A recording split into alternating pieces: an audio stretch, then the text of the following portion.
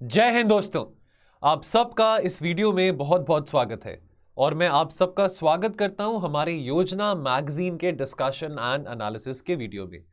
तो आपको याद होगा इस महीने के शुरुआत में हमने जून का जो योजना मैगजीन का जो इशू था उसका हमने डिस्कशन और एनालिसिस किया था और मैंने आपको यह भी कहा था कि इस मंथ के एंड में मैं जुलाई का योजना मैगजीन का जो है उसका डिस्कशन एनालिसिस करूंगा। तो पहले क्या रहता था, पहले ऑल्टरनेट संडेज पे हम पार्ट्स में योजना को डिस्कस करते थे। अब क्या है, अब एक ही वीडियो होगा। पार्ट्स में मैंने जरूर उसको वीडियो बनाया लेकिन उसको मर्ज करके एक ही वीडियो आपके सामने रखा जाएगा। तो यहां पे दोस्तों हम योजना जो है जुलाई के महीने की उसकी हम डिस्कशन एनालिसिस करेंगे। पार्ट 1 योजना मैगजीन एक ही आती है, लेकिन इसको पार्ट्स में डिस्कस करने से थोड़ा सा इजी लगता है, थोड़ा सा समझने में भी आसान रहता है और थोड़ा वीडियो ब्रेक हो जाता है इसमें। तो दोस्तों यहां पे बात करी जा रही है ट्राइबल्स के बारे, है ना। ट्राइबल्स के बारे में बात करी जा रही है और ट्राइबल्स के बारे इवन प्रधानमंत्री जी ने अभी रिसेंटली 15 अगस्त को भी काफ़ी बातें बोली थी। भगवान बिरसा मुंडा जी को भी याद किया था, ठीक है, रानी गैडिनलियू जी को भी याद किया था। अब इसके साथ साथ बहुत ज़रूरी है, ट्राइबल्स के बारे में हम कर ही रहे हैं बात, तो जैसे जो हमारे भी प्रेसिडेंट हैं द्रौपदी मुर्मू जी, वो भी एक ट्राइबल कम्युनिटी से आते हैं। तो जब हम इंक्लूसिव ग्रोथ की बात करते हैं, हम अपने सोशियो इकोनॉमिक इश्यूज को डिस्कस करते हैं, तो देखिए योजना में क्या होता है, योजना में हम सोशियो इकोनॉमिक इश्यूज को डिस्कस कर रहे हैं। तो जब इंक्लूसिव ग्रोथ की बात आती है, तो चाहे वो फिजिकली हैंडीकैप्ड लोग हो, चाहे वो ट्राइबल्स हो, चाहे वो शेड्यूल कास्ट कम्युनिटीज़ की बात करें, चाहे वो औरतों की बात करें, तो बहुत ज़रूरी है कि हम हर एक जाति का, हर एक वर्ग के लोगों का हम खास ख्याल रखें।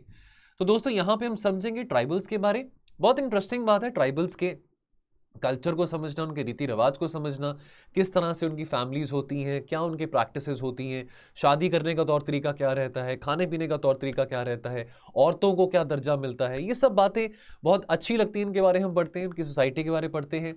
और साथ में जैसे आप जानते हैं कि जो आदिवासी लोग हैं हमारे, वो ज़्यादातर उनको जो प्यार है, जो स्नेह है, वो ज़्यादा किसके साथ है, अपने जंगलों के साथ है, ठीक है, नेचर के साथ है। इस सब के बारे हम समझेंगे, सब के बारे हम जानेंगे और साथ में ये भी समझेंगे कि सरकार के द्वारा फ्रॉम टाइम टू टाइम क्या ऐसी नीतियाँ, क्या ऐसी योजनाएं बनाई गई हैं जो कि ट्राइबल्स को सेफगार्ड करती हैं ना।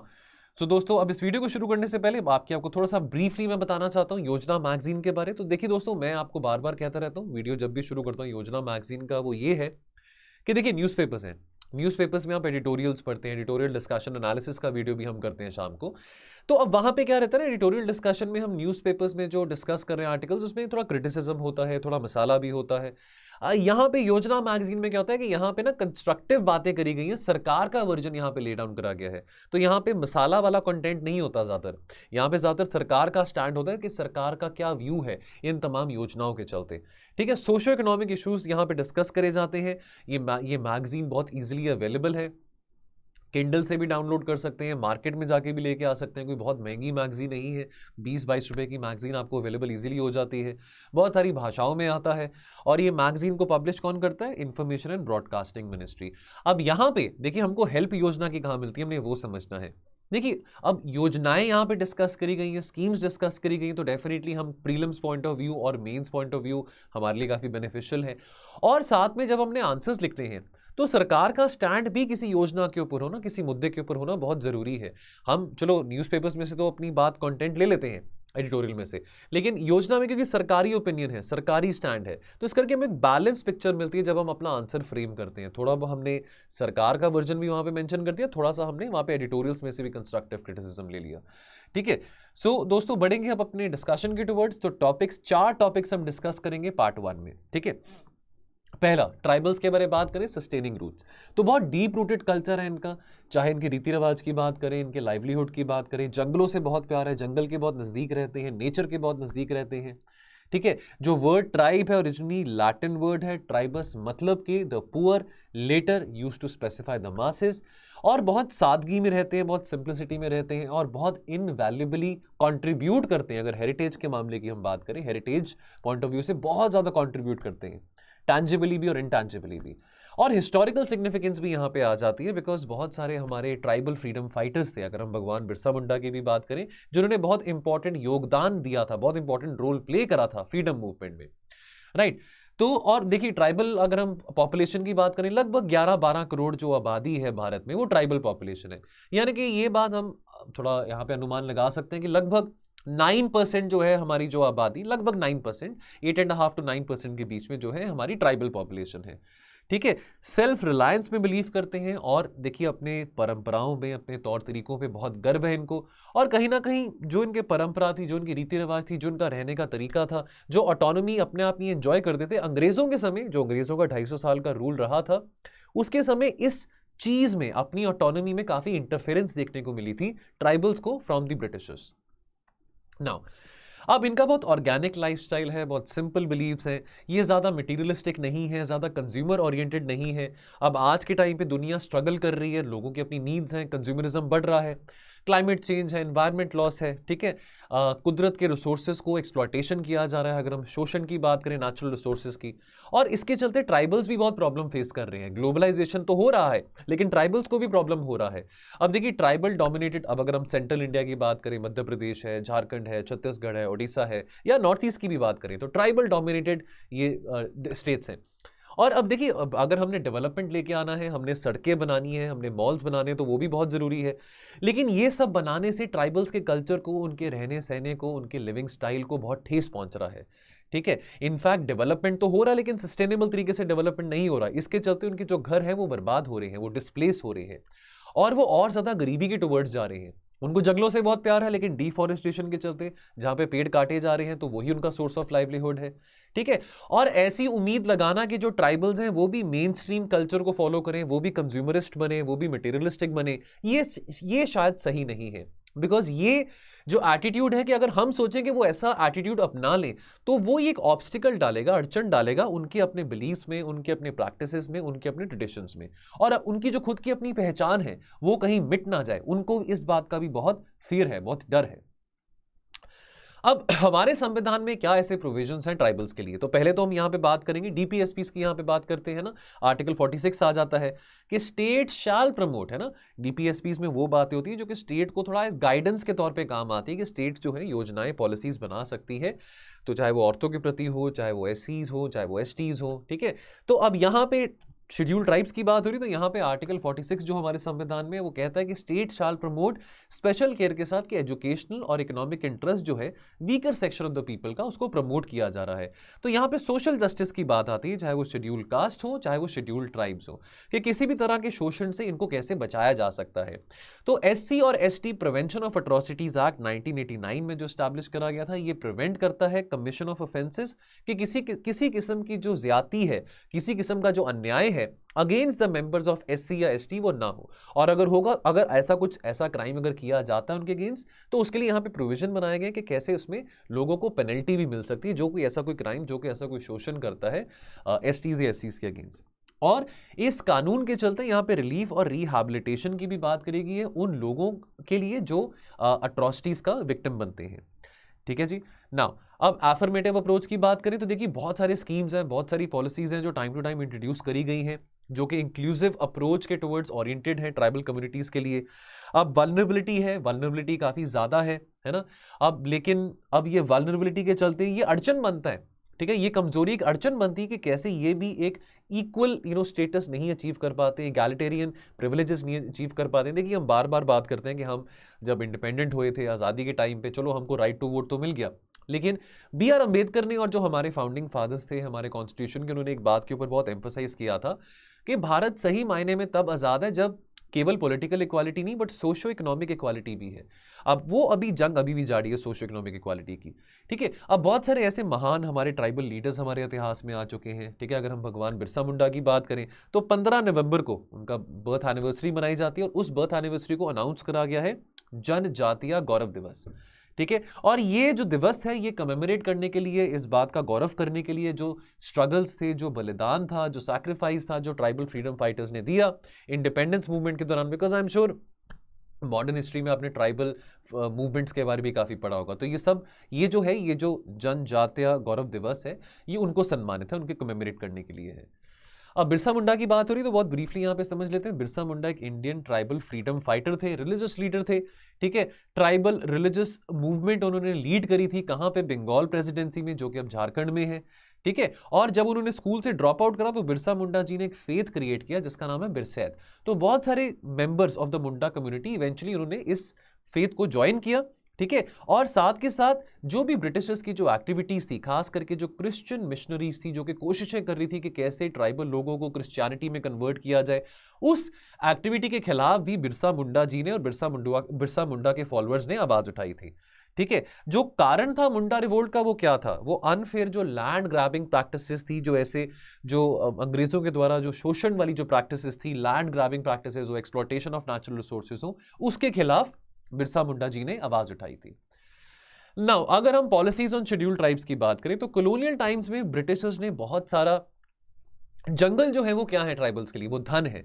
तो बहुत सारा अबंडेंट जो धन है ट्राइबल्स का, यानी कि जो जंगल है, उसको डाइवर्ट किया कि कैसे वो अपने स्वार्थ को, यानी कि अंग्रेज जो अपने स्वार्थ को मीट करना चाहते थे, अपनी इकोनॉमिक नीड्स को मीट करना चाहते थे, तो इसके चक्कर में तो काफ़ी ज़्यादा ऐसे धन डाइवर्ट करा गया। ठीक है। उसके चलते settlement of rights was provided under the statutes such as the IFA, यानी कि इंडियन फॉरेस्ट एक्ट 1927। लेकिन यहाँ पे कानून में बहुत सारी बातें तो मेंशन थी जो कि रिहैबिलिटेशन के लिए या उनके सेटलमेंट ऑफ राइट्स की बात करती थी, लेकिन इसको हार्डली इंप्लीमेंट किया जाता था। इसका नतीजा था कि जो ट्राइबल और फॉरेस्ट ड्वेलिंग कम्युनिटीज थी, ठीक है, जो कि जंगलों में रह रहे थे बहुत हार्मनी के साथ, बहुत शांति के साथ वातावरण में, अब ऑब्वियसली उनको बेघर होना पड़ा, डिस्प्लेस होना पड़ा। ठीक है। Now they continue to live inside the forest in insecurity all the time, कि भाई अगर फिर से हमारे जंगलों को काटा जाएगा, फिर से हमको डिस्प्लेस कर दिया जाएगा। ठीक है। बिकॉज जंगल उनके लिए बहुत इंपॉर्टेंट है। जो पेड़ हैं, जो पेड़ पौधे हैं जंगल के, उनके परिवार के सदस्यों जैसे हैं। अब इस सब खास बात का ख्याल रखते हुए जो संबंध है आदिवासियों का और जंगलों का, और जिस तरह के वातावरण में जो आदिवासी रहते हैं, इसके चलते रिकॉग्नाइज करा गया और डिजाइन करेगी नेशनल फॉरेस्ट पॉलिसी 1988। फिर दोस्तों यहाँ पे फॉरेस्ट राइट एक्ट्स की बात आती है। अब इस पॉलिसी के चलते एम्फसाइज करा गया कि कैसे ट्राइबल लोगों को भी एसोसिएट किया जा सकता है। जहां पे जंगलों को प्रोटेक्ट करने की बात आती है, जंगलों की गवर्नेंस की बात आती है, जंगलों को डेवलप करने की बात आती है, तो सबसे ज्यादा ज्ञान किसको होगा? सबसे ज्यादा ज्ञान तो ट्राइबल लोगों को ही होगा, आदिवासियों को होगा। तो क्यों ना उनको भी बीच में इंक्लूड करा जाए। जो फॉरेस्ट राइट एक्ट है ये रिकॉग्नाइज करता है जो राइट है of the forest dwelling tribal communities, और जो बाकी जो छोटे फॉरेस्ट ड्वेलर्स हैं जो वहां पे जंगल में आसपास रहते हैं, कि जो फॉरेस्ट के रिसोर्सेज हैं, जो जंगल के रिसोर्सेज हैं, चाहे वो पेड़ हो चाहे वो पौधे हो, कि उनके ऊपर जो अधिकार है सबसे पहला उनका बनता है। और इस एक्ट के चलते जो ग्राम सभा है उसको भी पावर मिलती है, ठीक है, कि वो रिस्पॉन्सिबिलिटी उठा सकते हैं as far as conservation and protection of the biodiversity of the wildlife and the forest is concern. Now अगर हम कॉन्स्टिट्यूशनल राइट्स टू एसटीज की बात करें तो कॉन्स्टिट्यूशनल राइट्स में दोस्तों नाम आता है हमारा national commission for scheduled tribes का। ठीक है। ये एक वॉचडॉग और थिंक टैंक है जो कि वेलफेयर ऑफ शेड्यूल्ड ट्राइब्स को प्रमोट करता है, और इनकी संवैधानिक ड्यूटी बनती है कि इन एनसीएसटी ने जो rights of the tribal people है और उनकी जो रिस्पॉन्सिबिलिटीज है उसको अपहोल्ड करना है। ये एस्टैब्लिश करा गया था under article 338A of the constitution of India. और इसके ऑर्गेनाइजेशनल स्ट्रक्चर में क्या है? एक चेयरपर्सन है, एक वाइस चेयरपर्सन है, 3 मेंबर्स हैं जो कि प्रेसिडेंट ऑफ इंडिया के द्वारा अपॉइंटेड रहते हैं। इसका जो परमानेंट सेक्रेटेरिएट है वो कहां पे है? न्यू दिल्ली में है। चलिए, फिर अब जो ट्राइबल्स हैं ना वो सिर्फ अपने बारे नहीं सोचते हैं, स्वार्थ नहीं रखते हैं, वो दूसरों के बारे में बहुत सोचते हैं और बहुत साधारण जिंदगी व्यतीत करने में बिलीव करते हैं। इनफैक्ट वो अपनी कम्युनिटी को अपने से ज्यादा प्रायोरिटी देते हैं, और जंगलों के बारे, कुदरत के बारे उनके पास बहुत ज्ञान है। ठीक है, बहुत, बिकॉज उनको कितने टाइम से, कितनी पीढ़ियों से ये ज्ञान आगे बांटा जा रहा है। ठीक है। अब देखिए बहुत दुख की बात है, देखिए वल्नरेबिलिटी तो है, बहुत दुख की बात है कि हम लोग भी, और खास करके अगर कॉर्पोरेट्स की भी बात करें, सरकारों की भी बात करें, वो इतना ज्यादा सिंपैथी क्यों नहीं दिखाते हैं इन कम्युनिटीज को। ठीक है। अब द इशू ऑफ जनजाति, that is the tribal communities in India, they are unique in nature. इनके जो मुद्दे हैं, इनके जो कंसर्न्स हैं बहुत यूनिक हैं। इनके कल्चरल पैटर्न जो है, ट्रेडिशन जो है वो डिस्टर्ब हो रहे हैं। तो बहुत जरूरी है कि ये सब डिस्टर्बेंसेस ना आए। ठीक है, because these practices and this culture is a very integral part of the living. इनको कोई बहुत क्रेज नहीं है मॉल्स में जाने का, या फोन्स खरीदने का, या गाड़ियां खरीदने का। तो बहुत जरूरी है कि जब हम इकोलॉजिकल बैलेंस की बात करते हैं, हम सस्टेनेबल डेवलपमेंट की बात कर रहे हैं, और इकोनॉमिक डेवलपमेंट जरूरी है, लेकिन साथ के साथ हमको ये भी यहाँ पे इंश्योर करना है कि जो ट्राइबल वेलफेयर है वो कहीं, वो यहाँ पे ट्राइबल जो वेलफेयर का जो इशू है वो यहाँ पे डाइल्यूट ना हो। अब आमतौर पे सस्टेनेबल डेवलपमेंट क्या है कि आप इकोनॉमिक ग्रोथ करें, साथ में आप अपनी हवा को भी स्वस्थ रखें। ठीक है, पानी भी स्वस्थ हो पीने के लिए, पानी भी साफ हो, आपके जंगल भी साफ रहे। ठीक है, आप एक अच्छे वे में, सस्टेनेबल वे में कोएग्जिस्ट कर सकते हैं। तो वही तो हम चाह रहे हैं कि ट्राइबल्स भी कोएग्जिस्ट कर सके, बिकॉज उनको नहीं कुछ लेना देना ये जीडीपी ग्रोथ 8% हो रही है कि 15% हो रही है, वो बस पीसफुल कोएग्जिस्टेंस की बात कर रहे हैं ना। अब फंक्शंस की बात करें एनसीएसटी की, तो सारे ऐसे मुद्दे को मॉनिटर करना, इन्वेस्टिगेट करना जो कि ऐसे मैटर्स हैं which relate to the safeguards of the scheduled tribes. ठीक है, कोई स्पेसिफिक कंप्लेंट्स अगर उनको दी गई हैं with respect to deprivation of rights and safeguards of the STs. ठीक है, और साथ में एडवाइस करना खास करके ऐसे पॉलिसीज़ के लिए, ऐसी पॉलिसीज़ को फॉर्मुलेट करने के लिए जो कि सोशियो इकोनॉमिक डेवलपमेंट पे टारगेटेड होते हैं, ओरिएंटेड होते हैं फॉर द शेड्यूल्ड ट्राइब्स। तो जो चाहे राज्य सरकार हो चाहे केंद्र सरकार हो, वो भी from time to time NCST की सहायता ले सकती है, उनको कंसल्ट कर सकते हैं। ठीक है, कि कैसे ट्राइबल्स के लिए पॉलिसीज़ बनानी चाहिए। ठीक है, तो ये सब बातें यहाँ पे इनके फंक्शंस में आ जाता है। या अगर प्रेसिडेंट को कोई रिपोर्ट प्रेजेंट करनी हो, देखो प्रेसिडेंट को एनुअली रिपोर्ट प्रेजेंट की जाती है, और क्या क्या ट्राइबल्स के लिए, क्या ट्राइबल्स के लिए क्या कैसे स्टेप्स उठाए गए हैं, ठीक है, कितने वो सक्सेसफुल रहे हैं, उस सब का जो रिपोर्ट कार्ड है, जो डेटा है, वो जो एनसीएसटी है प्रेसिडेंट को सबमिट करता है हर साल। ठीक है जी, चलिए ना। अब प्रायोरिटी एरियाज क्या रहते हैं एनसीएसटी के लिए? देखिए प्रायोरिटी एरियाज काफी सारे हैं, कुछ ऐसे एरियाज यहाँ पे आइडेंटिफाई करें जैसे फॉरेस्ट राइट्स हैं, ठीक है, माइनिंग रिलेटेड इश्यूज हैं, या ट्राइबल फैमिलीज के हेल्थ या एजुकेशन की बात करें, न्यूट्रिशन की बात करें, ठीक है, फाइनेंशियल इश्यूज आ जाते हैं, लीगल कॉन्स्टिट्यूशनल इश्यूज आ जाते हैं, ये सब बातें यहाँ पे हैं। फिर दोस्तों यहाँ पे हम बात करेंगे एक और ट्राइबल लीडर के बारे, जिनका नाम है जत्र भगत। ठीक है, ये एक इंडियन ट्राइबल फ्रीडम फाइटर और एक सोशल रिफॉर्मिस्ट थे। ये फाउंडर थे ताना भगत मूवमेंट के, और ये ओरांव ट्राइब में से आते हैं। ताना भगत मूवमेंट 1914 से लेकर 1920 के बीच में है। अब एक बहुत इंटरेस्टिंग बात यहाँ पे ये है, जस्ट इन केस अगर आपको ये क्वेश्चन प्रीलिम्स में कभी पूछा जाता है, ठीक है, तो अब इंटरेस्टिंग बात ये है कि इनके जो फॉलोअर्स थे, इस मूवमेंट के जो फॉलोअर्स थे, इन्होंने नॉन वायलेंस को प्रमोट किया था। इनके जो फॉलोअर्स थे वो गांधी जी के रास्ते पे चलने वाले थे।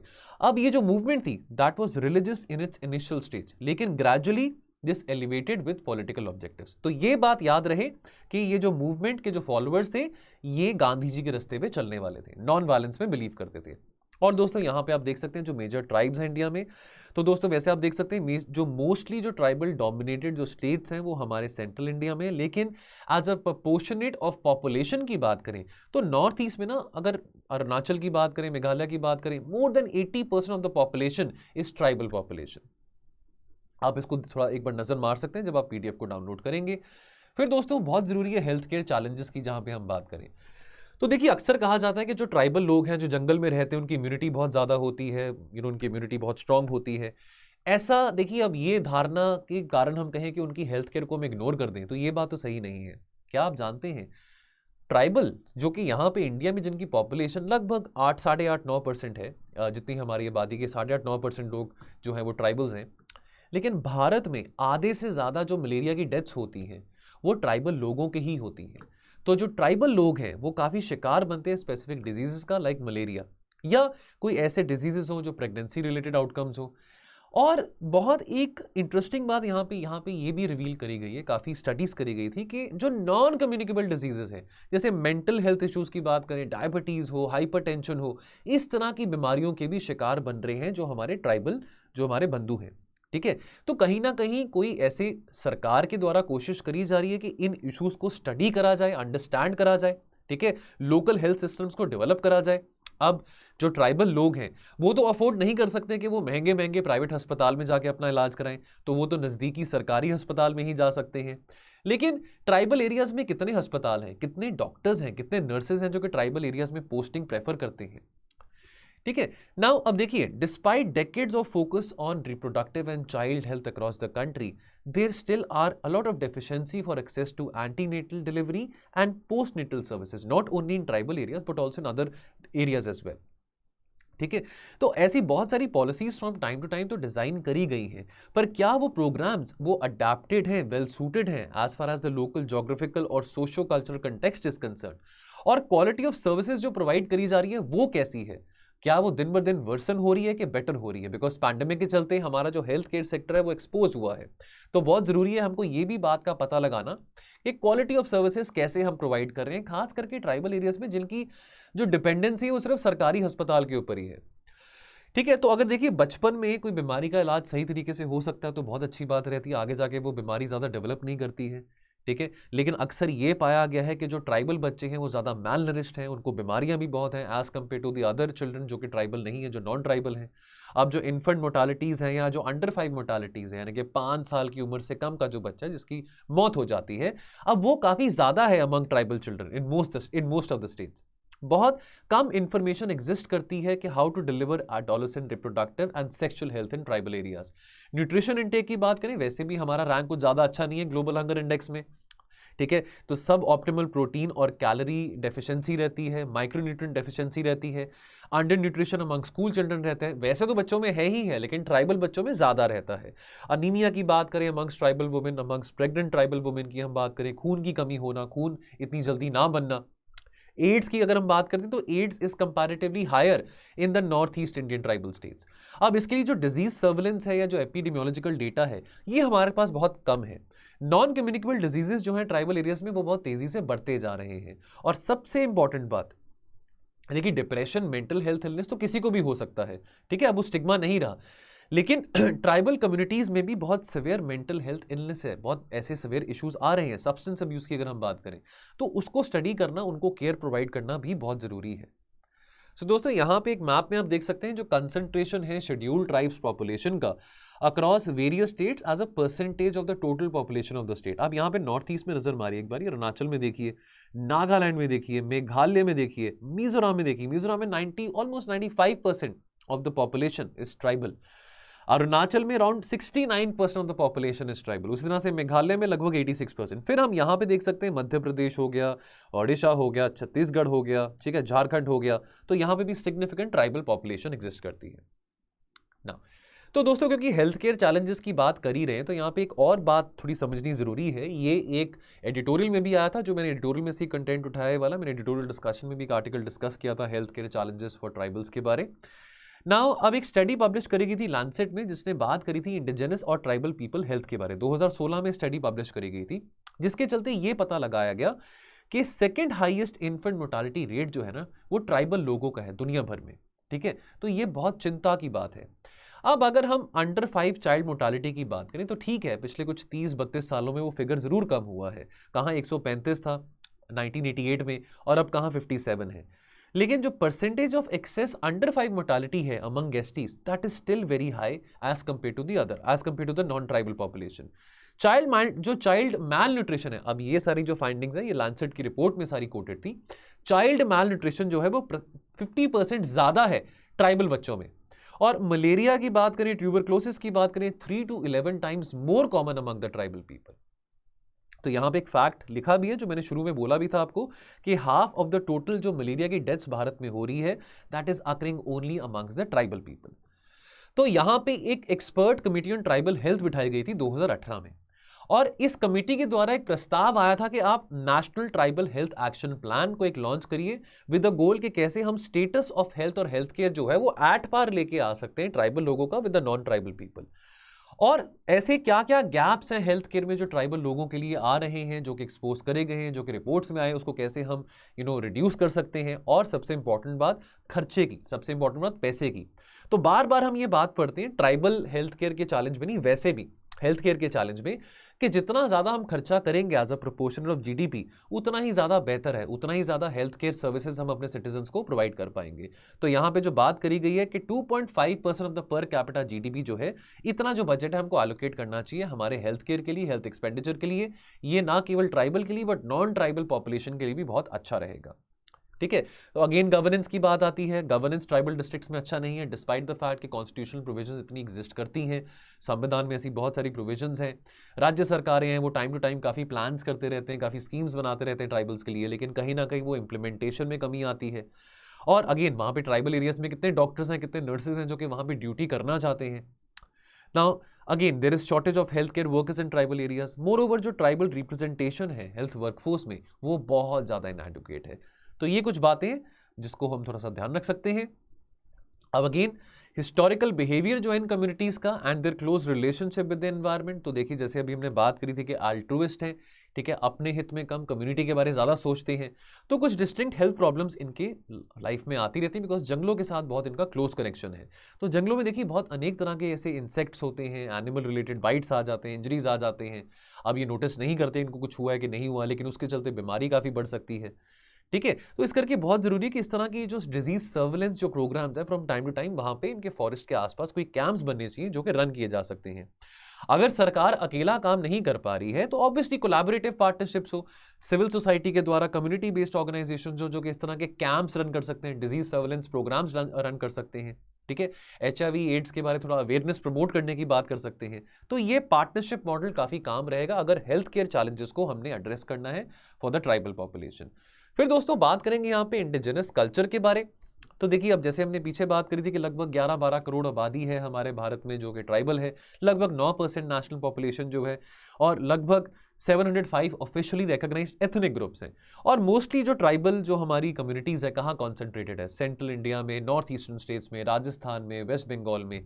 और इनका जो डिस्टिंक्ट, इनकी देखिए जो आइडेंटिटी है, जो इनकी पहचान है, काफ़ी यूनिक है, ठीक है। और इनको इस बात पे बहुत मान है, बहुत गौरव भी है, ठीक है। और ये ownership of land through generation, यानी कि जो लैंड इनके पास है, इनको कितनी सारी पीढ़ियों से मिलता आ रहा है, ये ज्ञान जंगलों के बारे, वातावरण के बारे भी इनको अपने ग्रेट ग्रैंडफादर्स के टाइम से मिलता आ रहा है। तो इनकी पहचान जो है अपने जंगलों के साथ जुड़ी हुई है, ठीक है। अब यहाँ पे कुछ ट्राइब्स की हम बात करेंगे। पहले हम बात करेंगे अदीज ऑफ अरुणाचल प्रदेश, ठीक है। ये बहुत डिपेंडेंट है नेचर के ऊपर, like all tribes, fully self sufficient है। अब ये all the resources they come from the forest, जो भी इनको रिसोर्सेज चाहिए अपनी डे टू डे सस्टेनेंस के लिए वो सारे जिनको जंगलों से मिल जाते हैं। घर बहुत जल्दी बनाते हैं, इनके स्किल जो है हाउस मेकिंग में बहुत एक्सपर्ट हैं, ये 1 या 2 दिन में घर बना लेते हैं, ठीक है। अब one can very easily identify house made by an Adi tribe by the tall overhanging double roof of the house, ठीक है। और जो majority of the Adi tribal men हैं वो अच्छे कारीगर हैं, गुड क्राफ्ट्समैन हैं, ठीक है। तो दोस्तों यहाँ पे अरुणाचल का मैप है। तो यहाँ पे ये जो रीजन्स हैं, east Siang, upper Siang, west Siang, lower Dibang valley, Lohit, ये यहाँ पे इनकी जो पॉपुलेशन है कंसंट्रेटेड है। जो लिटरल मीनिंग है आदि का वो क्या है, पहाड़ी यानी कि हिल और माउंटेन टॉप, ठीक है। तो यहाँ पे आप देख सकते हैं, यहाँ पे वो एरियाज भी मार्क्ड है जहाँ पे आदि पॉपुलेशन जो है ज़्यादा कंसंट्रेटेड है। ये आपके सामने एक इमेज है, an elderly women from the आदि ट्राइब। फिर दोस्तों ये आदि ट्राइबल हाउस आपके सामने आ जाता है, इमेजेस देख के थोड़ी चीज़ें हमको याद रहती हैं। फिर दोस्तों बात करेंगे तंगसास ऑफ अरुणाचल प्रदेश। अब ये जो है ना तंगसास, ये देखिए यहाँ पे आप देख रहे हैं चांगलांग, ये चांगलांग डिस्ट्रिक्ट जो है, यहाँ पे मोस्टली जो तंगसास है ये कंसंट्रेटेड है इस डिस्ट्रिक्ट में, ठीक है। चलिए, तो तंगसास कम्युनिटी जो है ये इनहैबिट करता है Changlang district of the eastern Arunachal Pradesh जो कि पटकाई हिल्स में लोकेटेड है। इनका बहुत रिच कल्चरल हेरिटेज है और ये बहुत ट्रेडिशनल नॉलेज, ट्रेडिशनल ज्ञान है इनको फूड प्रोसेसिंग में, नेचुरल फूड प्रोसेसिंग में, प्रेजर्वेशन में, सस्टेनेबल कुकिंग में, ठीक है। इनफैक्ट एक बहुत फैसिनेटिंग प्रैक्टिसेस जो इनकी है वो कौन सी है, इंडिजिनस बैम्बू टी मेकिंग की है। और जो टैंगसास हैं ऐसा माना जाता है along with the Singphos they are believed to be the original tea makers in India. बहुत पहले यानी कि अंग्रेजों से भी इंट्रोड्यूस करने से पहले इन्होंने चाय यहाँ पे प्रोड्यूस करनी शुरू कर दी थी। चलिए अगेन यहाँ पे आपके सामने मैप है, geographical distribution of major tribes in Arunachal की बात करें, यहाँ पे आप चांगलांग डिस्ट्रिक्ट में देख सकते हैं तांगसा ट्राइब ज्यादा कंसंट्रेटेड है। फिर हम बात करेंगे यहाँ पे कालबेलियास के बारे, ठीक है, यानी कि स्नेक चार्मर। इनका मेन ऑक्यूपेशन क्या है, स्नेक चार्मिंग है, ठीक है। तो ये गाना गाते हैं, डांस करते हैं, लोगों को एंटरटेन करते हैं, ठीक है। जैसे स्नेक की तरह, स्नेक की मूवमेंट की तरह इनके डांसेस होते हैं। और ये जो परंपराएं हैं इनको ओरली अपने काफ़ी जनरेशन से इनको पास ऑन करी गई हैं। लोकल लैंग्वेज में काल मतलब क्या होता है, सांप, स्नेक, और बेलिया मतलब फ्रेंडशिप, ठीक है जी। तो चलिए, तो यहाँ पे जो largest number of the population of Kalbelias है ये कहाँ पे है, ये चौपासनी रीजन ऑफ जोधपुर में है, ठीक है। तो ये थोड़ा यहाँ पे याद है। इनको लोकली घुमंतर भी कहा जाता है, घुमांतर यानी कि घूमते रहते हैं, ठीक है। ये भटकते रहते हैं, नोमैडिक कम्युनिटी है, घूमते रहते हैं। अब आपको ये बात पता हो कि कालबेलिया जो है थोड़ा prelims point of view, culture point of view थोड़ा हमारे लिए इंपॉर्टेंट है कि अगर बाय चांस पूछा जाए तो आपको यहाँ पे याद रहे, तभी करके ना इंपॉर्टेंट चीजें ही हम यहाँ से डिस्कस करते हैं। योजना को कभी भी मैं इंकरेज नहीं करता हूँ कि पेज टू पेज पढ़िए, इंपॉर्टेंट बातें वहां से क्या है वो ब्रीफली समझें। ये वीडियो आप देख लेंगे, PDF डाउनलोड कर लेंगे, इतना सफिशिएंट है योजना के लिए। मैं आपको, आपने पढ़नी है योजना मैगजीन, अपनी तरफ से जरूर पढ़िए, लेकिन मेरा आपको यही कहना रहेगा कि आप ये समरी पढ़ लेंगे, वीडियो में बातें सुन लेंगे तो उतना काम भी सफिशिएंट रहेगा। अब ये बात याद रहे कि कालबेलिया को इंस्क्राइब करा गया था यूनेस्को के 2003 की रिप्रेजेंटेटिव लिस्ट में of the intangible cultural heritage of humanity. अब क्योंकि वाइल्ड लाइफ प्रोटेक्शन एक्ट 1972 में जब लेजिस्लेट करा गया था, अब उसके इंप्लीमेंटेशन के चलते जो बैन लगाया गया था स्नेक हैंडलिंग के ऊपर, तो कार्ल बेलियस का तो जो रोजी रोटी है वो स्नेक चार्मिंग यानी कि इस तरह की एक्टिविटीज के थ्रू है, तो जिससे उनको रोजी रोटी मिलती है वही एक्टिविटी को बैन लगा दिया गया। That hurted their livelihoods quite a lot. और यहाँ पे देख सकते हैं, यहाँ पे जो औरत है ये इसी कम्युनिटी में से है, कार्ल बेलिया ट्राइब में से, और ये जिस तरह से डांस कर रहे हैं, ये बेसिकली इनका जो डांस मूवमेंट है वो स्नेक की मूवमेंट की तरह रिजेंबल करता है। फिर हम बात करें राजभोंगशीज ऑफ वेस्ट बंगाल की। अगेन ये एक इंडिजिनस कम्युनिटी है जो कि वेस्ट बंगाल में, असम में, अरुणाचल में, मेघालय में पाए जाते हैं। ठीक है, in fact they are one of the largest and ancient ethnic groups of north and south Dinajpur of West Bengal. Agriculture जो है इनका मेन पिलर है, मेन रोजी रोटी इनकी एग्रीकल्चर से है। बहुत रिच हेरिटेज और कल्चर है इनका। इनके अपने खुद के डायलेक्ट्स हैं, आर्ट फॉर्म्स हैं, परफॉर्मिंग आर्ट्स है, इनका खुद का अपना रहने का तरीका है। ठीक है, तो राजभोंगसी, इनको राजभांसी भी कहते हैं हिंदू ट्रेडिशंस में। ठीक है, यहाँ पे आप देख सकते हैं मोस्टली यहाँ पे ये वेस्ट बंगाल रीजन में सिचुएटेड है, कंसंट्रेटेड है। नाउ अगर हम बात करें राजभोंगशीज ऑफ वेस्ट बंगाल की, देखिए अब जैसे देखिए हर एक ट्राइबल कम्युनिटी को प्रॉब्लम अंग्रेजों के ज़माने में थोड़ा एक प्रॉब्लम सहनी पड़ी थी कि उनकी जो प्रैक्टिसेस थी, अगर हम रेवेन्यू कलेक्शन की बात करें, लैंड एक्सप्लॉयटेशन प्रैक्टिसेस की बात करें, तो ट्राइबल्स का जो कल्चर है उससे काफ़ी इंपैक्टेड हुआ था। ट्राइबल्स का जो वे ऑफ लिविंग है, because of the land ownership policies of the British, they were impacted quite a lot. यहाँ पे जो मेन बात है समझने वाली इस कम्युनिटी की जहाँ पे हम बात करें वो ये है, एक तो परफॉर्मिंग आर्ट्स जो है, परफॉर्मिंग आर्ट्स की बात करें लाइक गोमेरा डांस जिसको मुख नाच कहते हैं, और एक सटारिकल फोक ड्रामा है। ठीक है, सटारिकल फोक ड्रामा का नाम क्या है? खौन। अब ये ट्रेडिशनली जो है, ये जो इनकी जो कम्युनिटी है एनिमिस्ट हैं। एनिमिस्ट यानी कि इनका ये कहना है कि भाई चाहे जंगल है, चाहे पेड़ है, चाहे पौधे हैं, चाहे जानवर है, चाहे इंसान है, कोई भी चीज़ है, उस हर एक चीज़ में कुदरत का निवास है, हर एक चीज़ में कहीं ना कहीं जिंदगी एग्जिस्ट करती है। ठीक है, ये होता है एनिमिस्ट, एनिमिज्म की बात करते हैं। ठीक है, इनके जो कल्चर है, इनके जो ट्रेडिशंस है, वो नेचर को, कुदरत को और स्पिरिचुअलिटी को रिफ्लेक्ट करते हैं। ना अगर हम गोमेरा डांस की बात करें, गोमेरा डांस को लोकली मुख नाच कहा जाता है, एक रिचुअलिस्टिक डांस है। ठीक है, अब ये प्रैक्टिस करा जाता है by this community by putting on the Gomira, यानी कि मास्क जो होते हैं। अब इस कम्युनिटी का ये मानना है कि जिस भी किस्म का मास्क वो पहनते हैं, चाहे वो किसी राक्षस का हो, किसी का भी हो, तो वो मास्क पहनने से जिसका वो मास्क पहना है वो चीज़ एग्जिस्टेंस में आ जाता है। जैसे कि यहाँ पे गोमेरा डांसिंग में आप ये मास्क देख सकते हैं। अब ये मास्क जो पहना गया है, आगे भी आप देख सकते हैं, अब जिसका ये मास्क पहना है, अब ये जब ये डांस करेंगे तो यानी कि वो जो इंसान है अब जीवित हो गया, यानी कि वो इंसान के अंदर जान आ गई, जस्ट बिकॉज किसी ने इसका मास्क पहना हुआ है।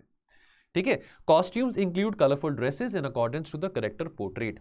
और ये जो परफॉर्मेंसेस है गोमेरा की, ये इनको ऐसे अवसर प्रोवाइड करते हैं जो इनके रोजगार के होते हैं, चाहे वो जितना मर्जी हो, थोड़ा हो ज़्यादा हो, लेकिन एक रोजगार का इनको मौका मिलता है इस एक्टिविटी से। फिर धोकरा की बात करें, धोकरा यानी कि जूट मैट वीविंग होता है। अब इस एरिया में वेस्ट बंगाल में या बांग्लादेश में बात करें, जूट काफ़ी प्रोड्यूस किया जाता है। ठीक है, ये रोजी रोटी होता है खास करके जो इस कम्युनिटी की जो औरतें हैं। ठीक है, जूट ग्रोस लोकली, ये हैंड प्रोसेस्ड है, हैंड वोवन है। और ढोकरा वीविंग एक बहुत मेजर सोर्स ऑफ लाइवलीहुड है for the women of this community. ये कुछ इंपॉर्टेंट बात है जो यहाँ पे आपको याद रहे। ठीक है जी, फिर हम बात करेंगे खोन की। खोन यानी कि जो राजवंशी कम्युनिटी है, ये प्रैक्टिस करते हैं ये सैटिरिकल इम्प्रोवाइजेशनल फोक ड्रामा। ये जो है ना सैटिरिकल ड्रामा, ये इवन थाईलैंड में भी फॉलो किया जाता है। ये बहुत पुरानी परंपरा है 200 साल से भी ज़्यादा पुरानी परंपरा है। ठीक है, अब इसमें जो स्टोरीज हैं वो लोकल इंसिडेंट्स के ऊपर बेस्ड होती हैं, उसको ड्रामेटिक तरीके से नरेट किया जाता है। खून के जो सॉन्ग्स हैं, कहा जाता है, माना जाता है कि वो इवॉल्व करे गए हैं रामायण के सॉन्ग्स में से। और एक यूनिकनेस की फॉर्म क्या है कि इसमें कोई प्री रिटन स्क्रिप्ट नहीं रहता, स्पॉन्टेनियसली यहाँ पे बातें करी जाती हैं। चलिए सो दोस्तों, इस पार्ट में इतना ही रहेगा, मिलेंगे हम बहुत जल्द, अभी अगले ही वीडियो में मिलेंगे पार्ट 2 में। Thank you so much. Hello दोस्तों, और आप सबका स्वागत है इस योजना मैगजीन के डिस्कशन के पार्ट 2 में। पार्ट 1 हमने डिस्कस किया था, तो दोस्तों योजना मैगजीन के पार्ट 2 में हम 2 टॉपिक्स डिस्कस करेंगे। एक तो नॉर्थ ईस्ट मिलेयू और एक रिच हेरिटेज की बात करेंगे, गोंड्स के बारे। देखिए दोस्तों, ट्राइबल्स के बारे जानना, उनके परिवार के बारे जानना, किस तरह की उनकी परंपराएं हैं, क्या वो खाते हैं, क्या वो पीते हैं, क्या उनकी डांस प्रैक्टिसेस हैं, जैसे अभी हमने पिछले पार्ट में भी काफ़ी हमने चर्चा करी, तो बहुत इंटरेस्टिंग लगता है कि क्या उनका किनशिप का तरीका है, क्या उनका मैरिज का तरीका है। और बहुत सारी जो प्रैक्टिसेस ये परफॉर्म कर रहे हैं, इनफैक्ट वो प्रैक्टिसेस प्री हिस्टोरिक टाइम से चलते आ रही हैं, और उन्होंने अभी तक ये प्रैक्टिसेस, ये रीति रिवाज अभी तक मेंटेन करके रखे हैं। ये सबसे ज़्यादा एक आश्चर्य की बात रहती है कि जहाँ पे हम लोग, शहरी लोग, इतने ज़्यादा कंज्यूमरिस्ट बन रहे हैं, मटीरियलिस्टिक बन रहे हैं, हमारी अपनी ख्वाहिशें हैं, हमारी अपनी चाहते हैं कि भाई हम गाड़ी चाहते हैं, घर चाहते हैं, फ़ोन चाहते हैं या यूपीएससी क्रैक करना चाहते हैं। हर किसी की कोई ख्वाहिश हो सकती है, लेकिन ये बहुत ही साधारण ज़िंदगी व्यतीत करते हैं जंगलों में रह के और उससे ही बहुत खुश हैं। तो दोस्तों यहाँ पे कंटिन्यू करेंगे, हम नॉर्थ ईस्ट मिलियो के बारे में बात करेंगे। तो अभी हमने पिछले पार्ट में ये समझा कि जो हमारे यहाँ पे 11 साढ़े 11 करोड़ की आबादी ट्राइबल्स की है, यानी कि भारत की लगभग 8.5 से 9% की आबादी ट्राइबल्स की है, उस 11 करोड़ की आबादी में से लगभग 12% जो ट्राइबल पॉपुलेशन है ना, वो नॉर्थ ईस्ट में ही रहती है। अब देखिए, ट्राइबल पॉपुलेशन तो सेंट्रल इंडिया में, साउथ इंडिया में भी है, लेकिन ट्राइबल पॉपुलेशन वहाँ पे माइनॉरिटी में है। जैसे अभी हमने अगर पिछले पार्ट में हमने वो जो मैप देखा था, उसमें आंकड़ा था ना कि 30% के अराउंड छत्तीसगढ़ में है, समवेयर अराउंड 22-23% मध्य प्रदेश में है, 26% झारखंड में है। तो बाकी जो पॉपुलेशन है 70%, मोर देन 70% तो यानी कि नॉन ट्राइबल ही है। लेकिन जैसे हम बात कर रहे थे मिजोरम की 94.4%, हम मेघालय की बात कर रहे थे 87%। तो ट्राइबल कम्युनिटीज़ की बात करें, खास करके मिजोरम में, मेघालय में, नागालैंड में 80% से ज़्यादा यहाँ पे जो आबादी है वो ट्राइबल है। और नॉर्थ ईस्टर्न रीजन में लगभग 133 शेड्यूल्ड ट्राइब ग्रुप्स हैं आउट ऑफ 659 डिस्टिंक्ट ग्रुप्स। अब इकोलॉजी की बात करें, अब geographically north east region cover करता है लगभग 8% ऑफ द जोग्राफिकल एरिया। ठीक है, यहाँ पे बहुत बड़ी अच्छी पहाड़ियाँ हैं, डीप गॉर्जेस हैं, पानी है, वॉन्डरिंग रिवर्स है, रिवरलेट्स हैं। ठीक है, बहुत रिच जोग्राफी है यहाँ पे। और अक्सर कहा भी जाता है कि नॉर्थ ईस्ट की जो कनेक्टिविटी है मेनलैंड इंडिया के साथ ज़्यादा अच्छी नहीं है। और अगर हम एक्ट ईस्ट की जो बात करते हैं, हम आईआर में एक्ट ईस्ट पॉलिसी की बात करते हैं ना कि हम साउथ ईस्ट एशिया के साथ ज़्यादा अच्छा इंटीग्रेशन चाहते हैं, डीपर इंटीग्रेशन चाहते हैं, उसके लिए नॉर्थ ईस्ट रीजन को एज अ ब्रिज माना जाता है कि हमारी कनेक्टिविटी साउथ ईस्ट एशिया की थ्रू नॉर्थ ईस्ट बेटर होगी। अब इसके चलते देखिए, अब यहाँ पे इस रीजन की बात कर ही रहे हैं तो नॉर्थ ईस्ट लगभग 4000 से ज़्यादा, 4000 किलोमीटर से ज़्यादा इंटरनेशनल बाउंड्री शेयर करता है बांग्लादेश के साथ, भूटान के साथ, चाइना के साथ और म्यांमार के साथ। तो म्यांमार के साथ हम यहाँ पे देख सकते हैं लगभग 1643 किलोमीटर का बॉर्डर है इंडिया म्यांमार का, जहाँ पे जो बॉर्डर है टच करता है अरुणाचल, नागालैंड, मणिपुर और मिजोरम। तो बहुत एथनिसिटी की बात यहाँ पे आती है, काफ़ी सारे नागाज हैं, काफ़ी सारे मीजोज हैं जो कि म्यांमार में रहते हैं। अभी पीछे म्यांमार में मिलिट्री कू भी चल रहा है पिछले 1-1.5 साल से, तो इसको लेके हमने काफ़ी चर्चा भी करी थी कि वहाँ पे जो सिविल सोसाइटी में जो प्रोटेस्टर्स हैं, जो सिविल सोसाइटी एक्टिविस्ट हैं, उनमें से काफ़ी हैं जो कि शेल्टर के लिए मिजोरम भी आना चाह रहे हैं, नागालैंड भी आना चाह रहे हैं, और यहाँ के जो चीफ मिनिस्टर्स हैं वो भी भारत सरकार को रिक्वेस्ट करें कि इन लोगों को यहाँ पे आप आने दीजिए। बहरहाल यहाँ पे दोस्तों, अब क्योंकि हमने कनेक्टिविटी की बात करी थी तो यहाँ पे हम बात करेंगे चिकन्स नेक कॉरिडोर के बारे। अभी मैंने बोला कि नॉर्थ ईस्ट की कनेक्टिविटी ना मेनलैंड इंडिया के साथ भी किसके ऊपर निर्भर करती है। ऑल्दो अभी बहुत सारे प्रोजेक्ट बनाए जा रहे हैं, Kaladan multi modal transit project बनाया जा रहा है, जिसके चलते ये म्यांमार में बनाया जा रहा है कि सितवे पोर्ट से लेके जो कोलकाता पोर्ट है उसकी कनेक्टिविटी ज़्यादा बेहतर हो जाएगी। सितवे पोर्ट यानी कि जो आपका म्यांमार में है, तो मिजोरम से सितवे और सितवे से आपका जो कोलकाता है, जो डिस्टेंस है वो काफ़ी कम हो जाएगा। अभी तक तो नॉर्थ ईस्ट और मेनलैंड इंडिया की अगर हम ट्रांसपोर्टेशन लिंक की बात करें तो वो चिकन नेक्स कॉरिडोर यानी कि सिलीगुड़ी कॉरिडोर के ऊपर डिपेंडेंट है। ठीक है, अब हम नॉर्थ ईस्ट की बात करें तो एक और ज्योग्राफिकल बात यहां पे समझ लें कि असम जो है ना लार्जली एक प्लेन एरिया है। जो बाकी स्टेट्स हैं अरुणाचल, मेघालय, मिजोरम, नागालैंड, सिक्किम, ये पहाड़ी स्टेट्स हैं, पहाड़ी एरियाज हैं। मेजर जो सोर्स ऑफ रोजी रोटी है, ऑक्यूपेशन है, वो एग्रीकल्चर है। ठीक है, अब जैसे हमने पहले भी पढ़ा था कि मोस्टली इनके पास, आदिवासियों के पास क्या है, इनके पास इनका जो प्यार है, जो परिवार का हिस्सा मानते हैं, वो जंगल है। ठीक है, जंगल से जो भी प्रोडक्ट्स अटेन करते हैं ये उनके बहुत नज़दीक रहता है। ठीक है, अब लोलैंड एरियाज जो है ब्रह्मपुत्रा, बराक वैलीज के, यहाँ पे 3 तरह के agriculture system of rice practice किए जाते हैं डिपेंडिंग अपॉन जो सीजन है during the time of the year. तो क्योंकि यहाँ पे राइस की बात हो रही है तो यहाँ पे 3 जो एग्रीकल्चर सिस्टम्स हैं, याद रखिएगा, साली खेती, आहू खेती और बाऊ खेती। ये एनसीईआरटी में भी ज्योग्राफी में आपने पढ़ा होगा।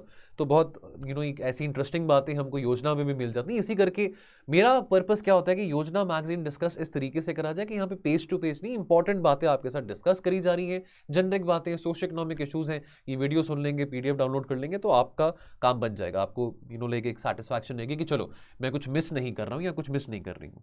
फिर शिफ्टिंग कल्टीवेशन यहाँ पे प्रैक्टिस करी जाती है, ज्योग्राफी में पढ़ा होगा आपने शिफ्टिंग कल्टीवेशन के बारे, स्लैश एंड बर्न कल्टीवेशन के बारे, है ना। तो ये प्रैक्टिस जो है बहुत कॉमन है, ट्राइबल कम्युनिटीज़ प्रैक्टिस करती है नॉर्थ ईस्टर्न स्टेट्स में। लेकिन इसका एक हार्मफुल इम्पैक्ट भी है कि जो आप जंगल को जब आग लगाते हैं, किसी पीस ऑफ लैंड को आग लगाते हैं, तो वो जो लैंड है अपनी सॉइल फर्टिलिटी लूज कर देता है। अब वो 4-5 साल के लिए आप उसको अबैंडन कर देंगे, बाद में वो सॉइल फर्टिलिटी अपने आप रिक्लेम हो जाएगी। तो ये जो परंपरा है ट्राइबल्स करते आ रहे हैं। फिर हम कल्चर की बात करें तो north east is regarded as repository of traditional knowledge systems. तो देखिए क्रॉप्स की जहाँ पे बात आती है, सिलेक्शन ऑफ लैंड है, क्रॉप्स को कब सो करना है, हार्वेस्ट करना है, स्टोर कहाँ पे करना है, प्रिजर्व कैसे करना है, ये जो ज्ञान है ना, ये नॉर्थ ईस्ट के जो ट्राइबल लोग हैं, मैं फिर से रिपीट करूंगा, इनको सदियों से, पीढ़ियों से मिलता आ रहा है। ठीक है, भिन्न भिन्न प्रकार की ट्राइबल कम्युनिटीज हैं, है ना, ये नहीं कि नागाज ही की कम्युनिटी है, नागालैंड में भी बहुत तरह की कम्युनिटीज है, नागालैंड में भी बहुत तरह की ट्राइबल कम्युनिटीज है, विद इन नागाज बहुत सारी डिस्टिंक्शंस हैं। ठीक है, तो अब ट्राइबल कम्युनिटीज जो नॉर्थ ईस्ट की है, उनका अपना ट्रेडिशनल एक सिस्टम ऑफ गवर्नेंस है। ठीक है, और ये यूनाइटेड रहते हैं बाय किनशिप बाय मैरिज, तो इनका जो किनशिप और मैरिज का सिस्टम है वो अलग रहता है। नाउ एग्रीकल्चर, जैसे अभी हमने पढ़ा कि प्राइमरीली एक सोर्स ऑफ लाइवलीहुड है, लेकिन अब ऑब्वियसली अब जहाँ पे ख्वाहिश की बात आती है, मटेरियलिस्टिक चीज़ों की बात आती है, तो जैसे अभी देख रहे हैं कि ग्लोबलाइजेशन बढ़ रहा है। चलो ग्लोबलाइजेशन अच्छी बात भी है, शहरी लोगों को तो बहुत बेनिफिट भी है ग्लोबलाइजेशन का, लेकिन ग्लोबलाइजेशन का अपना एक एक बुरी बात भी है, कह लीजिए ग्लोबलाइजेशन का एक इम्पैक्ट एक पॉजिटिव वे में नहीं भी है, जो खास करके जो कल्चर है ट्राइबल कम्युनिटीज़ का उससे इम्पैक्टेड रहता है। ठीक है ना, this imposes a homogeneous consumerist culture, जो कि ट्राइबल कम्युनिटीज डिस्करेज करने की बात करती हैं। लेकिन अब एक ल्योर तो रहता है ना शहरी जिंदगी का, है ना, मॉल्स का, गाड़ियों का एक ल्योर तो रहता है, तो वो उनको भी ल्योर होता है। लेकिन ट्राइबल कम्युनिटीज भी चाहते हैं कि उनके जो बच्चे हैं उनको रोजगार मिले, वो कहीं कंपनीज में जाके काम करें, अच्छी शिक्षा मिले। टूरिज्म का बहुत पोटेंशियल है नॉर्थ ईस्ट रीजन में, टूरिज्म को हार्नेस करने के लिए बार बार ये बात करी जाती है कि नॉर्थ ईस्ट में टूरिज्म पोटेंशियल अभी अनटैप्ड है। फिर यहाँ पे दोस्तों बात करेंगे रानी गैदनलियू के बारे। तो हमने इसको हिस्ट्री जब मॉडर्न हिस्ट्री पढ़ते हैं तभी भी इनके बारे में हमने पढ़ा होगा। ये एक स्पिरिचुअल और पॉलिटिकल लीडर है, ठीक है, और ये जनवरी 26, 1915 में इनका जन्म हुआ था, डिस्ट्रिक्ट मणिपुर में, तमेंगलोंग डिस्ट्रिक्ट ऑफ मणिपुर में, मणिपुर स्टेट में। ठीक है, तो ये 13 साल की उम्र में, बहुत छोटी उम्र में, ये एक फ्रीडम फाइटर और रिलीजियस लीडर के साथ एसोसिएट हो जाती है, जिनका नाम है हैपू जादोनांग। अब रानी गैदनलो का जो एसोसिएशन है इनके साथ, हैपू जादोनांग के साथ, ये उनको प्रिपेयर करता है अपने आने वाले सफर के लिए, जब वो फ्रीडम मूवमेंट में पार्टिसिपेट करते हैं। नाउ ये बात याद रहे, जो टाइटल था रानी का, ठीक है, डॉटर ऑफ द हिल्स का, ये इनको किन्होंने दिया था, किन्होंने सम्मानित किया था? पंडित नेहरू ने सम्मानित किया था। और इनको कई पुरस्कार मिले थे, लेकिन दो अगर मुख्य पुरस्कारों की बात करें तो पद्म भूषण है 1982 में, और एक भगवान बिरसा मुंडा पुरस्कार है जो 1996 में इनको मिला था। अब यहाँ पे बात करें गोंड्स के बारे में। गोंड जो है रिच हेरिटेज ऑफ गोंड। देखिए अब जो जितनी हमारी ट्राइबल पॉपुलेशन हमारे देश में है, गोंड जो है लार्जेस्ट संख्या में है ट्राइबल्स में से, इस करके इनके बारे में यहाँ पे ब्रीफली डिस्कस करना बहुत जरूरी है। तो मध्य प्रदेश, झारखंड, छत्तीसगढ़, तेलंगाना, आंध्र प्रदेश, उड़ीसा और इवन उत्तर प्रदेश के कुछ एरियाज में ये पाए जाते हैं। अब इनके अंडर भी काफी सेवरल सब ट्राइब्स आ जाती हैं। काफी सारी थ्योरीज ये कहती है कि गोंड्स, कुछ दो तरह की थ्योरीज यहाँ पे आती हैं कि जो ओरिजिन है गोंड्स का, कि या तो वो एक रेस था या तो एक ट्राइब था, या एक थ्योरी कहती है कि जो नेम गोंड है ना, वो बाकी कम्युनिटीज ने इनको नाम गोंद कर दिया है। ये अपने आप को गोंद नहीं कहते, ये अपने आप को कोई या कोयथुर कहते हैं। नाउ सोशल लाइफ की बात करें इनकी, तो जो सोशल स्ट्रक्चर है गोंड्स का, that is one of the oldest and most unique systems which is created by the chief preceptor Pahandi Pari Kupar लिंगो। अब यहाँ पे लगभग 750 क्लैंस इनके यहाँ पे आ जाते हैं। अब जो गोंद फैमिली है वो सबसे स्मॉलेस्ट है सोशल यूनिट में। अब यहाँ पे मेल डोमिनेंस ज़्यादा है, पैट्रीलिनियल है, पैट्रीलोकल है। पैट्रीलोकल यानी कि औरत विवाह के बाद अपने पति के साथ उसके घर पे आ जाती है। जो अनमैरिड डॉटर्स होती हैं उनको तो फैमिली का मेंबर माना जाता है, लेकिन एक बार अगर बच्ची की शादी हो जाए तो वो फिर उसके बाद वो हस्बैंड की ही रिस्पॉन्सिबिलिटी मानी जाती है। They become a part of the husband's family post marriage. Now अब ये गोंद जो है परी टर्म यूज करते हैं अपने ग्रुप को एक्सप्रेस करने के लिए, ठीक है। अब ये गोंद क्लैन जो है एक यूनिलेटरल ग्रुप है जो कि कंसिस्ट करता है फैमिली मेंबर्स का with in the same clan name. काफी सारी सबकास्ट हैं यहाँ पे, जैसे प्रधान्स हैं, ओझाज हैं, नागारचीज हैं, धोलीज हैं, राजगोंद्स हैं। तो ये सारी सबकास्ट गोंद कम्युनिटी के अंदर ही आ जाती हैं। इनका एक कॉमन इंसेस्टर है, यानी कि कहना ये है कि सोर्स ऑफ रीजन एक ही है। ब्लड रिलेटिव्स में आप मैरिज यहाँ पे नहीं कर सकते, दैट इज फॉरबिडन। लेकिन हाँ, मैरिज जो है वो बच्चों के बीच में हो सकती है। जैसे कि मान लीजिए कि अगर मदर की साइड में से कोई रिलेटिव है और फादर के साइड से कोई रिलेटिव है, ठीक है, उनके बच्चों में, जैसे मतलब फादर के साइड से कोई चाचा हो, ताया हो, कोई बुआ हो, ठीक है, या मदर के साइड से कोई मामा हो या मासी हो, उनके साइड से कोई बच्चे उन्होंने शादी करनी एक दूसरे के साथ, तो वो कर सकते हैं, that is a common practice, ठीक है जी। नाउ अब स्टेटस ऑफ वुमेन की बात करें, देखिए, और अब बेशक हमने माना कि यहाँ पे पैट्रीलिनियल और पैट्री लोकल कल्चर की हमने बात करी है, लेकिन जो औरतों का दर्जा है वो फिर भी काफी अच्छा है, बिकॉज जो आदमी है वो अपनी पत्नियों को कंसल्ट करते हैं और उनकी मान मर्यादा का पूरा ख्याल रखते हैं, उनके ओपिनियंस को पूरा ऑनर करते हैं। कोई भी काम करने से पहले अपनी पत्नी से जरूर वो सलाह लेते हैं।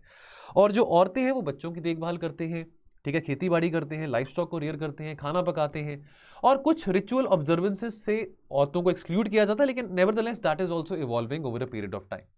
अब रिलीजियस लाइफ ऑफ गोंड्स की बात करें तो like most of the tribes Gonds firmly believe in myths and omens, ठीक है, कि ये कोई कोई ऐसा कोई श्राप की बात करें, कोई अच्छे काम की बात करें, कोई पाप की बात करें, ठीक है, ये बिलीव करते हैं लाइफ आफ्टर डेथ में, एंसेस्टर वर्शिप में, सीक्रेट प्लांट्स में, एनिमल्स में, ठीक है जी। और जो प्रीस्ट्स हैं among the Gonds they are called as Pujar, Bhagat and Baiga, ठीक है। चलिए उसके बाद कंसेप्ट ऑफ डेथ की बात करें, एनिमिस्टिक रिलीजन। तो एनिमिस्टिक स्पिरिट के बारे में हमने पिछले पार्ट में भी बात करी थी। तो हम एनिमिस्टिक स्पिरिट को कैसे समझ सकते हैं कि जानवर है, जंगल है, पेड़ है, पौधे हैं, इंसान है, ठीक है, कोई कीड़ी है, कोई इंसेक्ट है, सभी में कुदरत है, सभी में लाइफ है ना।